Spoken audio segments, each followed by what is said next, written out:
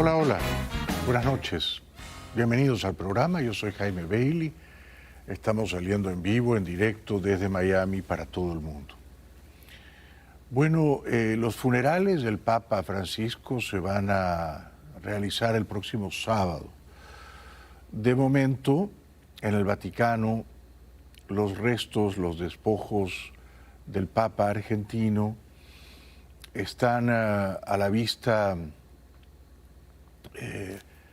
dentro de un féretro, dentro de un ataúd, el Papa vestido con su atuendo papal, con una tiara papal que le cubre parte de la cabeza, en un elegante féretro rojo, y solo algunas pocas privilegiadas personas pueden pasar por ahí a despedirse de él. As the body of Pope Francis was placed in an open casket in the Vatican, officials confirmed on Tuesday that his funeral will be held Saturday morning. The Vatican released video showing Francis in a coffin in the chapel of the Santa Marta residence. That's where Francis set up home in 2013, shunning the grand palace his predecessors had lived in. The progressive pontiff died on Monday, aged 88, after suffering a stroke and cardiac arrest, the Vatican said. He had appeared in public just the day before to deliver Easter blessings. No le quedaba ya vida al Papa. Yo creo que él prefería morir, marcharse, retornar a la casa del Señor, como dicen los religiosos. El Papa recientemente había estado hospitalizado y a punto de morir, ¿no? Y había salido del hospital, pero su salud ya estaba muy frágil, muy quebrantada. Although he looked frail, Francis had seemed to be recovering after being discharged from hospital almost a month ago, where he battled double pneumonia. His sudden death has set in motion ancient rituals as the 1.4 billion member Roman Catholic Church began its transition from his leadership.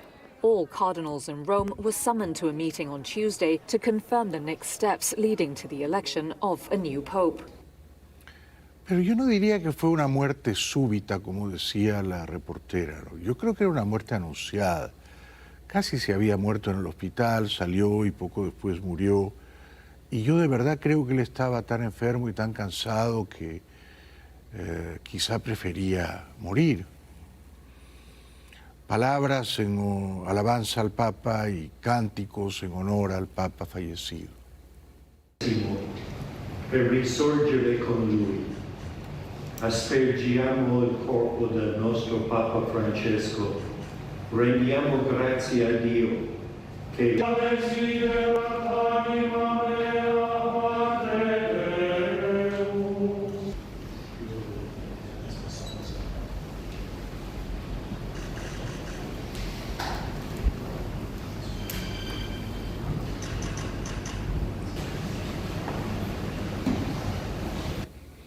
Creo que el que se persignaba al lado del cuerpo de Francisco, el cardenal Bergoglio, era Pietro Parolin, el cardenal italiano, que fue su mano derecha en los 12 años de papado y es uno de los favoritos para ser el nuevo papa, el italiano Parolin. Sellan la habitación donde ayer a las 7:30 de la mañana falleció Bergoglio de un derrame cerebral.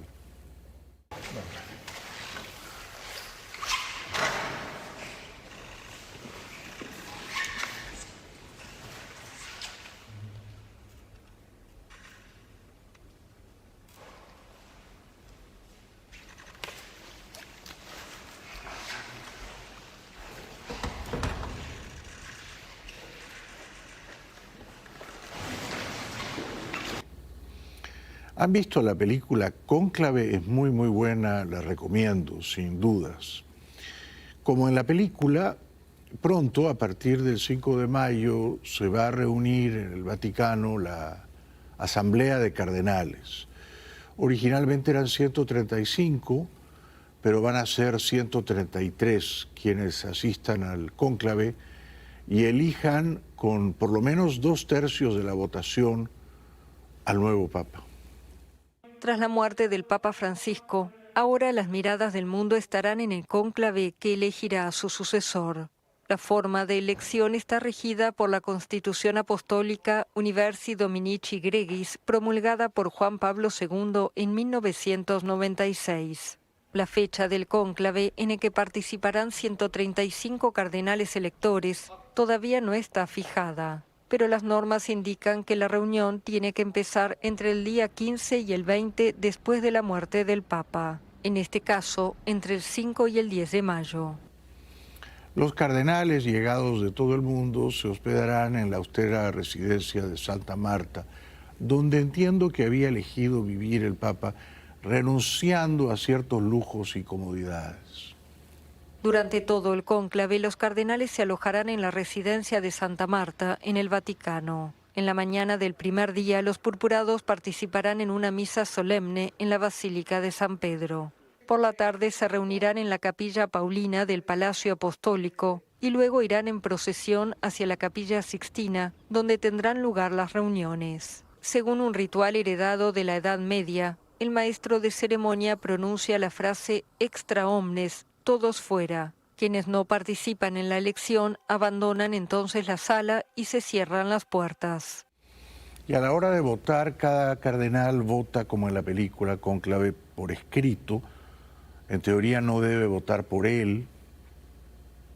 Lo raro es que si Dios ilumina a todos los cardenales y les dice vota por tal, no todos votan por el mismo, ¿no? Con lo cual uno pensaría, pero ¿por qué Dios a unos cardenales les dice vota por este y a otros les dice vota por el otro? Porque para ganar hay que sacar como mínimo 88 votos de 133, o sea, 2/3 partes o más, 88 votos escritos. El objetivo es que los cardenales eviten las influencias exteriores. Los cardenales reciben papeletas en las que deben escribir el nombre de su candidato. En teoría, está prohibido votarse a uno mismo. Si ningún cardenal obtiene 2/3 de los votos, se realiza una nueva ronda. Se prevén 2 votaciones por la mañana y 2 por la tarde, hasta la proclamación de un papa. Raramente en las primeras rondas algún candidato obtiene más de 2/3 partes, o sea, más de 88 papeletas. Muy rara. Entonces hay varias rondas, quizá durante varios días, y si nadie llegó a 2/3 partes, a 88 votos, se rompen y se incineran todas las papeletas y a votar de nuevo.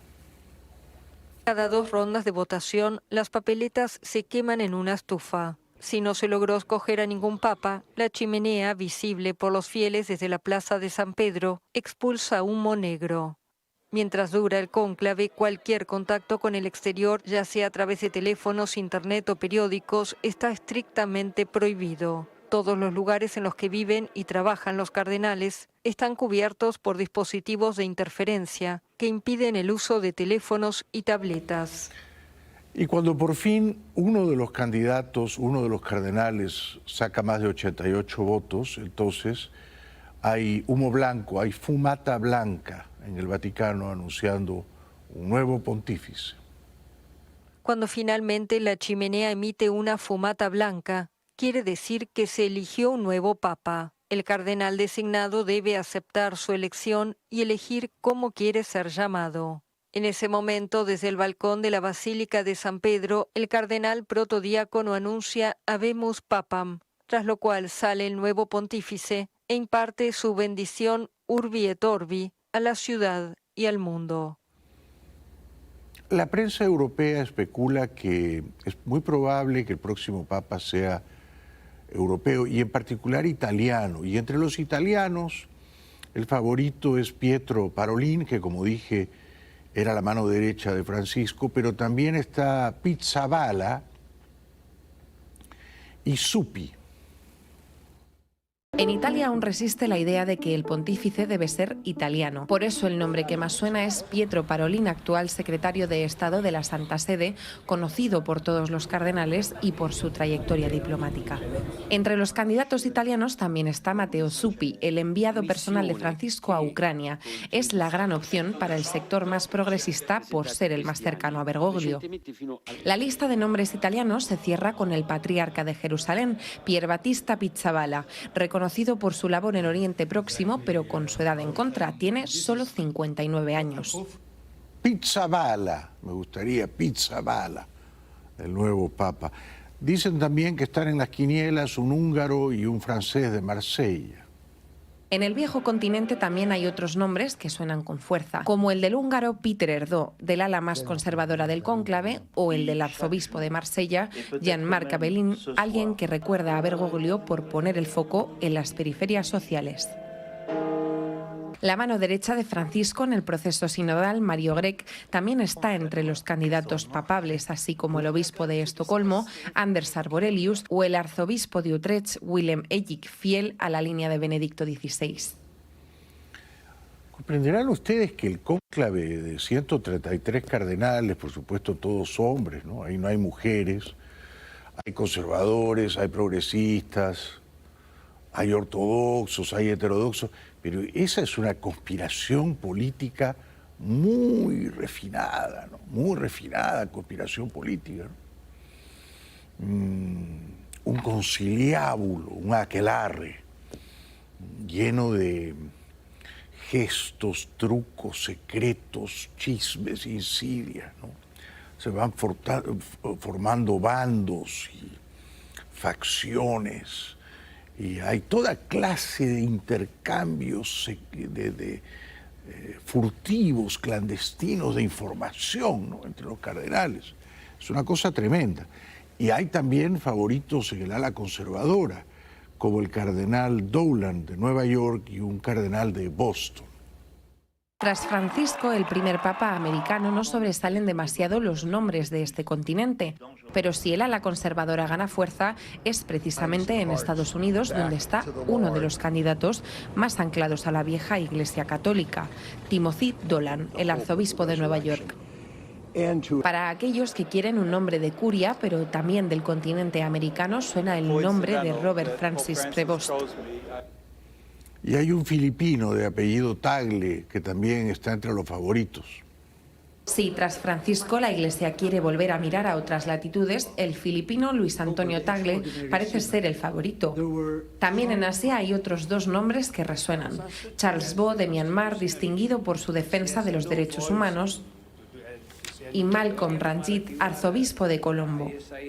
Ocurre algo similar en África, donde está uno de los candidatos más conservadores, Robert Sara, y Fridolin Ambogo Besungu, arzobispo de Kinshasa, quien se opone a la bendición de uniones homosexuales. La única pista que habrá sobre cómo avanza la elección, que empezará en menos de 2 semanas, es el color del humo. Si es negro, no habrá nombre, y si la fumata es blanca, significa que habrán elegido a un nuevo papa. Cuando yo era niño, un niño muy pío, muy devoto, mi madre, profundamente religiosa, quería que yo escuchara el llamado de Dios y que yo fuera cura, sacerdote. Y me decía, y luego obispo, arzobispo, cardenal, y hasta el Vaticano llegamos. Serás papa. No pude, mil disculpas, mamá. Trump y Putin elogian al papa argentino fallecido. He was a good man, worked hard, he loved the world. Это человек, который относился к России в высшей степени положительно. Это я могу точно сказать. Мы с ним неоднократно встречались лично. Saint-Père n'est plus. Et je voulais ici dire toute la tristesse qui est la nôtre dans ce moment. Et la grande douleur, je le sais, qui est partagée par beaucoup en France, mais à travers la planète. El pícaro de Lula también dice que va a extrañar al Papa. Hoje foi dia de muita tristeza para todos aqueles que, acima das religiões, fazem do amor a sua profissão de fé. Francisco foi o Papa do acolhimento e por isso acordamos hoje pouco órfãos do seu afeto. Pope Francis's compassion embraced all humanity. His kindness, humility and devotion were admired by people of all faiths and people of none. Pope Francis was a messenger of hope, humility and humanity. He was a transcendent voice for peace, human dignity and social justice. El rey Felipe VI de España habló no solo del Papa, pero del gran escritor Vargas Llosa. Dijo que Vargas Llosa era un pensador valiente y comprometido que deja una obra artística inmensa. A comienzos de la semana pasada fallecía en su casa de Lima Mario Vargas Llosa. Nos ha dejado el hombre, el hispano-peruano universal, el ciudadano del mundo, el pensador valiente y comprometido, y nos quedan su voz, su obra inmensa, su amor por la lengua y por su oficio, su inagotable pasión por escribir, por descubrir y contar historias. También dijo el rey de España que el Papa argentino Francisco era un enorme faro ético. En la mañana de ayer recibimos la triste noticia del fallecimiento de Su Santidad el Papa Francisco, Jorge Mario Bergoglio, una figura cuya dimensión trasciende el ámbito de la Iglesia Católica para convertirse en un enorme faro ético de nuestro mundo, de nuestro tiempo. Nos quedan su coherencia vital e intelectual, su compromiso con los más pobres, su denuncia de las desigualdades, su aspiración constante a un mundo más justo y mejor. El presidente español Sánchez, que no irá a los funerales del Papa este sábado en Roma, dijo que Francisco era un amigo de España. Sí me gustaría trasladar unas palabras de recuerdo por el Papa Francisco y también unas palabras de afecto. A lo largo de estos años he tenido la ocasión de poder conversar con él en varias ocasiones y siempre supe que estaba ante un amigo de España y un referente moral y espiritual para millones de personas. Imágenes del Papa todavía con vida reuniéndose con el actor Stallone, con el actor DiCaprio, con el cineasta Scorsese y con futbolistas geniales como Maradona y Messi, Ronaldinho. And my brother Frank. Good morning, Scarlett. Good morning, Cecile. And my brother Frank. Cautious. Was hanging above my crib.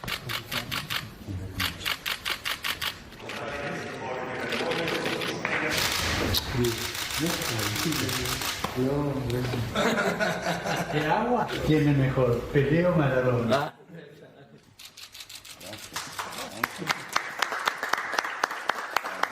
Che comincio a usare veramente.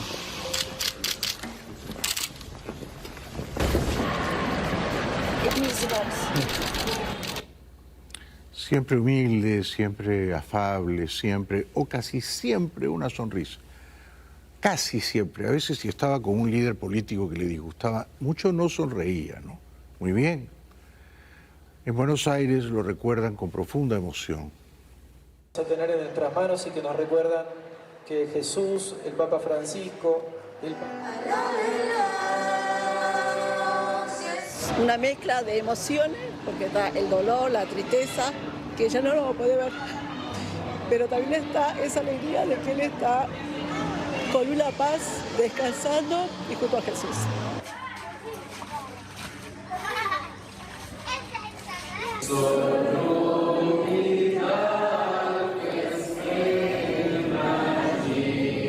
البابا فرانسيس محبوب جدا وهو قريب جدا من جماعة مسيحية غزة ومش فقط جماعة مسيحية غزة لكل سكان غزة ولكل الأرض المقدسة.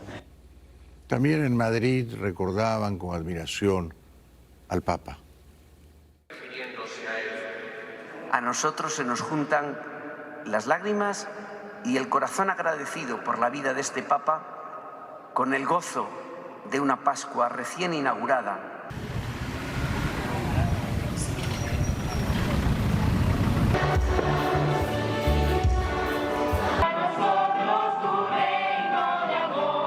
Que ojalá los argentinos, que tanto hemos hablado de Francisco, nos animemos a vivir su legado, viviendo la unidad que tanto necesitamos, viviendo verdaderamente como hermanos, tratándonos bien y haciendo entre todos lo que tanto predicó Francisco, la revolución de la ternura. Una pausa y al volver los dichos del presidente Trump hoy en la Casa Blanca.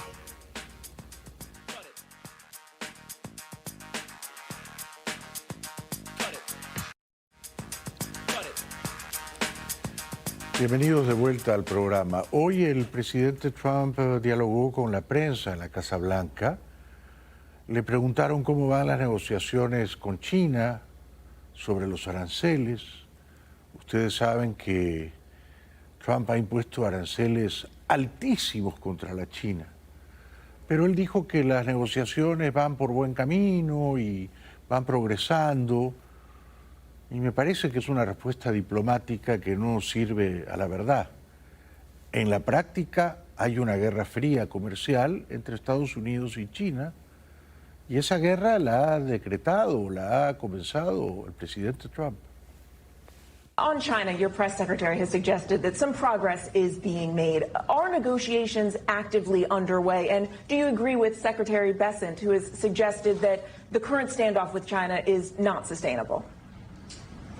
We're doing fine with China. We're doing fine with I think almost every country. Everybody wants to have involvement with the United States. As you know, we were losing $5 billion a day when during the Biden administration, during that last year, was a horror show what they were doing on trade. $5 billion a day. And now we have it down to a very low number because we're getting 25% from the automobile industry, from autos. We're getting 25% for steel, 25% for aluminum, and we're getting the baseline of 10%. Pero en esta guerra que Trump ha comenzado entre Estados Unidos y China, tengo la impresión de que China tiene las mejores cartas. Quiero decir, si uno se pregunta cuál de los dos países necesita más al otro, yo creo que Estados Unidos necesita mucho más a China que a la inversa. China, al ser una dictadura, puede aguantar más. Los chinos, al no estar acostumbrados a vivir en la opulencia y en la prosperidad como acá, tienen más músculos y más espaldas para resistir. Así que yo creo que Trump no nos está contando las cosas como son. Y si Trump está calculando que el dictador chino va a ser el primero en titubear, en pestañear, en ceder, creo que se va a equivocar. Trump insiste con el argumento de que en el comercio con el resto del mundo casi todos los países abusaban de Estados Unidos o hacían trampa contra Estados Unidos. And think of it, we're losing almost $2 trillion on trade, and those days are gone. We're not going to do that again. We're not going to let that happen. We're being ripped off by almost, I don't say every, but very close to every country, everywhere in the world, just being ripped off left and right. You had no leadership. You had people that didn't know what they were doing. And we're going to turn the country around. You know, we have a very nice phrase, make America great again. That's what we're going to do. And it's going to start with trade. We're doing really well. I see the stock market was up nicely, but this is a transition period, and it's going to be a little while, but we are doing well with every country. Trump insiste en que los empresarios extranjeros tienen que venir a producir aquí, en Estados Unidos, para evitar los aranceles. Pero es una propuesta inviable. ¿Por qué? Porque ¿cómo podrían, por ejemplo, los productores de aguacates mexicanos venir a producirlos aquí en Estados Unidos? ¿Cómo podrían los productores de Prosecco o de champán en Europa venir a producirlo aquí? ¿Cómo podrían los productores de chocolates belgas o suizos venir a producirlos aquí? Se ve altamente improbable. El caso más emblemático es el de Apple. ¿Cómo podría Apple, que fabrica 9 de cada 10 iPhones en China, producirlos aquí? No podría. No es que no quiera producirlos, es que no puede. Ultimately, we have something they want, and you have to view it that way. We have something they want, and they want very badly. And, you know, it's going to be, they're coming in, they're taking treasure, they're taking jobs when they do that. And they have to pay, and they don't have to pay if they come in and create their own jobs. You know, if they do their product here, if they build their product or make their product in the United States, we have absolutely no tariffs, and we welcome people. But we're taking in a lot of money from tariffs, and our country is getting stronger all the time because the other was not sustainable. Dijo que sus negociaciones con la dictadura china son y van a seguir siendo sumamente amables, y que China necesita con impaciencia un acuerdo comercial con Estados Unidos, y yo creo que ahí se equivoca. China, are you going to play hardball with them? Are you going to mention COVID? Well, I'm not going to say, no, I'm not going to mention COVID. I'm not going to say, oh, I'm going to play hardball with China. I'm going to play hardball with you, President Xi. No. We're going to be very nice. They're going to be very nice. And we'll see what happens. But ultimately, they have to make a deal because otherwise they're not going to be able to deal in the United States. And we want them involved. But they have to, and other countries have to make a deal. And if they don't make a deal, we'll set the deal. Pero lo que está tramando China, y es un plan que ya está en progreso, es comerciar con otras regiones del mundo a falta de Estados Unidos. Comerciar más con el sudeste asiático, que ha progresado muchísimo, comerciar más con la Unión Europea, comerciar más con América Latina, con el Mercosur. China en ese sentido está abriéndose nuevos mercados. Pero Trump cree que él tiene todo el poder. I think it's a process that's going to go pretty quickly. We've spoken to many, many countries, and we're getting their views on things. You know, there are a lot of things. They have VAT taxes. They have everything you can have. Don't forget, as an example, the European Union was set up to take advantage of the United States. That's why it was set. And they've done that, but they're not doing that anymore. Como si fuéramos todos unos cantamañanas, Trump nos dice que él tiene una magnífica relación personal con el dictador chino. Pero eso no es verdad. We're going to be very good to China, have a great relationship with President Xi, but they would make billions and billions and billions of dollars a year, and they would build their military out of the United States and what they made, so that won't happen. But they're going to do very well, and I think they're going to be happy, and I think we're going to live together very happily and ideally work together. So I think it's going to work out very well. But no, it's at 145%. There will not be anywhere near that number. Luego dijo que el precio de la gasolina ha bajado a 1.98 por galón. Que yo sepa, eso no es verdad.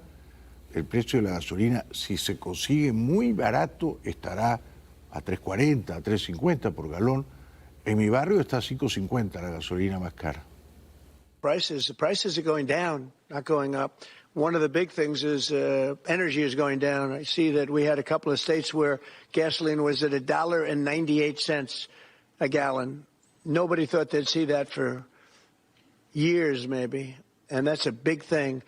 And we opened up our wells, we opened up our drilling, we have more product now for sale, and we're also going to be selling outside of the country to a large extent. It's going to bring down our deficits, largely going to bring down our deficits. Dijo que gracias a él y a su infinita sabiduría el precio de los huevos ha bajado bastante. If you remember my first week, I was standing here, Paul, and they were screaming about eggs. The cost of eggs have gone through the roof. They were up like 500, crazy, like 4 or 5 times. And we won't have eggs for Easter, they were saying. There will be no eggs. You can't order eggs. They wanted us to order plastic in the shape of eggs. Well, yesterday we had 48,000 people at the Easter hunt. They call it the Easter roll at the White House. And we had all eggs. And as you know, the cost of eggs has come down like 93, 94% since we took office. ¿Será esa cifra cierta? Lo dudo. Le pide al jefe de la Reserva Federal, al señor Powell, que baje las tasas de interés. It's all coming down. The only thing that hasn't come down but hasn't gone up much are interest rates, and we think the Fed should lower the rate. We think that it's a perfect time to lower the rate, and would like to see our chairman be early or on time as opposed to late. Late's not good. Mr. President, I don't want to talk about that because I have no intention of firing him. Dice que no tiene intenciones de despedir al jefe de la Reserva Federal, al señor Powell, pero hace pocos días dijo que sí quería despedirlo y como consecuencia de esos dichos tan desafortunados, la bolsa cayó. Y eso pasó ahora, acaba de pasar. You have no intention of firing Jerome Powell because your economic advisor Kevin Hassett a few days ago said that you and people in the White House are studying this idea of possibly getting before his term ends. No. Do you have any plans on doing that? None whatsoever. Never did. The press runs away with things. No, I have no intention of firing him. I would like to see him be a little more active in terms of his idea to lower interest rates. This is a perfect time to lower interest rates. If he doesn't, is it the end? No, it's not. But it would be good timing. It could have taken place earlier. But no, I have no intention to fire him. Una pausa y al volver el dictador venezolano Maduro le responde al autócrata salvadoreño Bukele.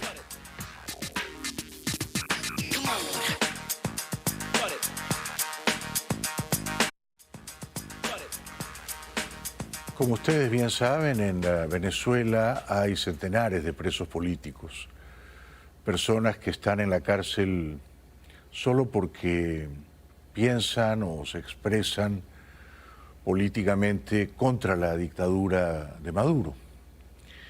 Y como ustedes saben, en El Salvador hay más de 200 venezolanos presos que son inocentes, que fueron deportados por el gobierno de Trump, acusados sin prueba ninguna de ser delincuentes, criminales, miembros del Tren de Aragua. Así las cosas, el presidente salvadoreño Bukele le ha propuesto al dictador Maduro: libere usted a los presos políticos en número de 252 y yo le enviaría a Venezuela a los 252 venezolanos que tengo presos en mi país. Así le respondió hoy el dictador venezolano Maduro al autócrata Bukele. Algún día se investigará de dónde sale tanto dinero, de la fortuna del señor Bukele, su familia, de los grupos que lo rodean, Leopoldo López, Lester Toledo, todo este grupo de la extrema derecha fascista venezolana que se ha convertido en su mano derecha. Algún día se sabrá de dónde salen tantos millones de dólares para controlar todas las redes, todas las televisoras, todas las radios en El Salvador. Pero así se ha abierto ya un boquete. Es una cosa llamativa, pintoresca, incluso diría un tanto tragicómica, que un dictador comunista, Maduro, se pelee con un dictador de derechas, Bukele. Son dos colegas de oficio, ambos son dictadores, quizá con la salvedad de que Bukele es un dictador popular y Maduro es un dictador impopular, ¿no? Pero lo mismo en Venezuela que en El Salvador. Si Maduro quiere meter a alguien en la cárcel porque se le antoja, porque le sale de los guindones, lo hace, ¿verdad? Y lo mismo en El Salvador. Si Bukele quiere apresar y encarcelar a alguien, aunque no haya pruebas contra ese individuo, aunque no haya un juicio legítimo, un debido proceso, Bukele manda a la cárcel a quien le dé la gana. Por eso hay más de 200 venezolanos inocentes en cárceles de El Salvador. Maduro entonces acusa a Bukele, como si él mismo no lo fuera, de ser un violador serial de las libertades y de los derechos humanos. Bukele es un violador serial, la expresión, del derecho a la libertad, al trato justo y a la dignidad de los seres humanos. Aquí está en debate, producto de este secuestro y la desaparición forzosa de este grupo de venezolanos, ya se ha puesto en debate el sistema de violación masiva de derechos humanos sobre más de 85.000 salvadoreños. Se habla de más de 1.000 salvadoreños muertos bajo tortura en los campos de concentración de Bukele. Algún día todo eso va a salir a la luz y va a haber justicia. Un violador serial de los derechos humanos, Maduro, condenando a otro, Bukele. Bukele tiene inocentes en las cárceles de su país, centenares, miles de inocentes, entre ellos los 252 venezolanos. Bukele no tendría que hacer ningún acuerdo con Maduro, ¿verdad? Si Bukele tuviera una mínima decencia humana, un mínimo respeto a los derechos humanos, liberaría de inmediato a esos 252 venezolanos y los enviaría a Venezuela. Pero no lo va a hacer. Él quiere negociar con Maduro y quebrar la voluntad de Maduro o doblegar a Maduro, y eso no va a ocurrir. Maduro no va a liberar a sus presos políticos y dice que Bukele es un secuestrador. Sí, sí, Bukele tiene secuestrados en su país, en las cárceles de su país, que quizá se parecen a campos de concentración, a miles de inocentes. Pero el caso de Maduro es aún peor. Si en algún país de América se secuestra a gente inocente y se la encarcela solo por sus ideas políticas, ese país es Venezuela. Y luego a esa gente se la tortura en prisión.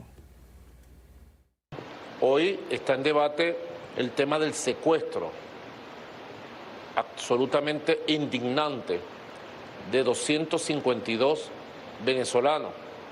Y luego de 2 meses del secuestro y el depósito en campos de concentración en las peores condiciones, bajo maltrato y tortura permanente, ahí en El Salvador, que no se le ha permitido acceso a una llamada para sus familiares, a estos venezolanos.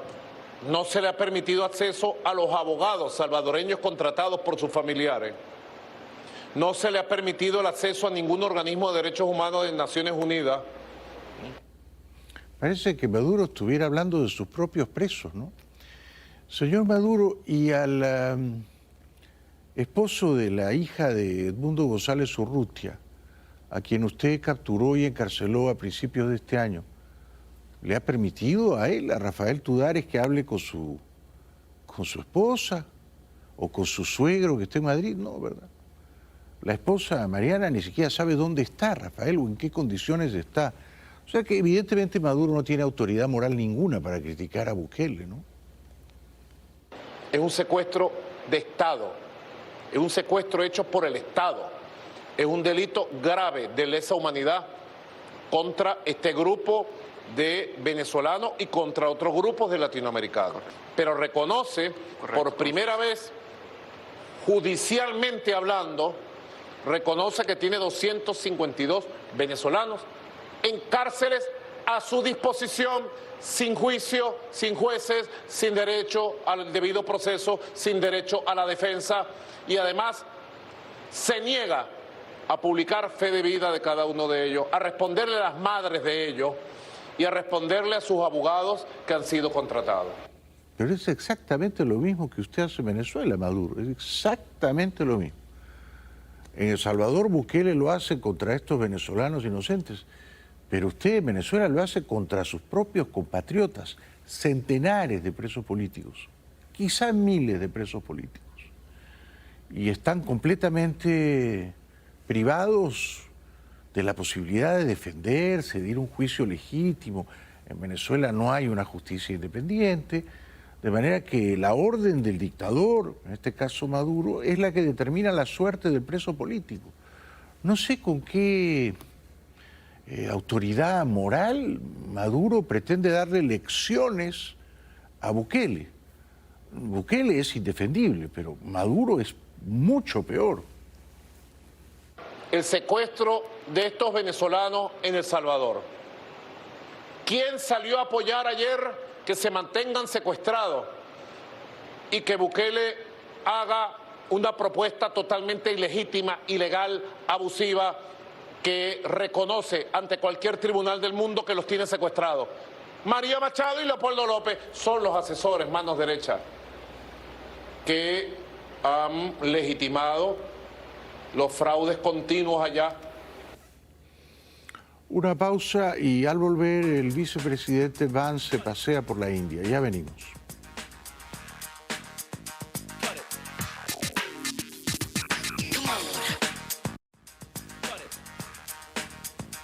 Bueno, la secretaria de Seguridad del gobierno de Trump, la señora Kristi Noem, debería ser una persona que asegura mucho sus bienes personales, ¿no? Pero al parecer la secretaria de Seguridad es bastante insegura o distraída o despistada, porque estaba comiendo en un restaurante en Washington y le robaron el bolso con todas sus pertenencias y no se dio ni cuenta. Investigation is underway after someone stole a bag full of cash from Homeland Security Secretary Kristi Noem. According to a report from CNN, a thief at a restaurant got away with Noem's driver's license, medication, apartment keys, passport, DHS access badge, makeup bag, blank checks, and about $3,000 in cash. The Secret Service has launched a probe into the incident to try and trace any use of Noem's financial documents. Esta es la gente que nos gobierna, la secretaria de Seguridad. ¿Qué hacía con $3.000 en efectivo en la cartera, en el bolso? Y luego está el vicepresidente Vance. Como está casado con una señora cuyos padres nacieron en la India y emigraron a California, Estados Unidos, una señora que se llamó originalmente Usha Bala Shilukuri, ahora es Usha Vance. Entonces Vance le dijo a Usha: ¿qué te parece, Usha? Tus papás son de la India, tú eres de la India. Vamos a la India de paseo. Esto de ser vicepresidente no va a durar toda la vida, ¿eh? Así que tienen un avión oficial y viajaron, por supuesto, primero a Roma a ver al Papa. La audiencia con Vance se ve que mucho no ayudó al Papa, porque murió horas después, y luego viaja a la India. Qué suerte tienen algunos, ¿no?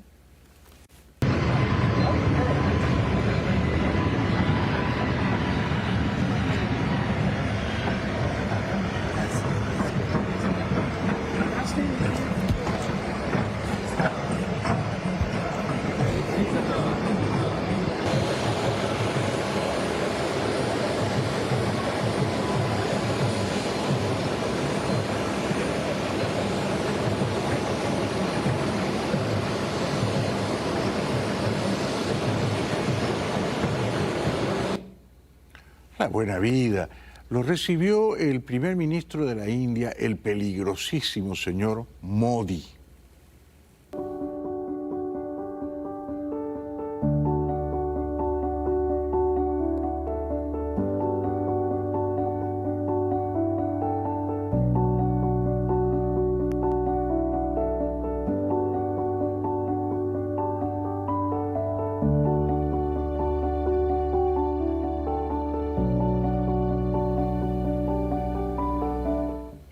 También disfrutaron de un show de elefantes.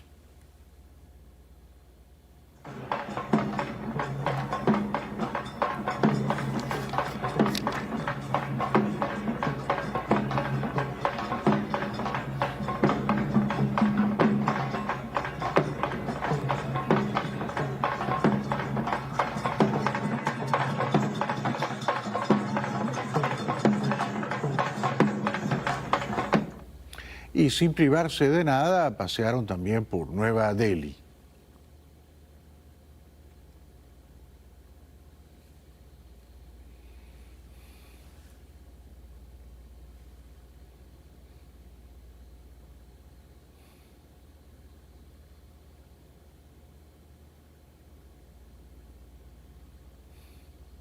Suerte tienen algunos. Finalmente, J.D. Vance, para halagar a su jefe, dijo que las guerras comerciales de Trump van a ser buenísimas para el mundo, solo que la gente no sabe, no se da cuenta. Now, critics have attacked my president, President Trump, for starting a trade war in an effort to bring back the jobs of the past, but nothing could be further from the truth. He seeks to rebalance global trade so that America, with friends like India, can build a future worth having for all of our people together. And when President Trump and Prime Minister Modi announced in February that our countries aim to more than double our bilateral trade to $500 billion by the end of the decade, I know that both of them meant it. Qué gracioso, ¿no? Trump le impuso a la India un arancel altísimo y Vance dice, es que estamos rebalanceando. Ya regresamos.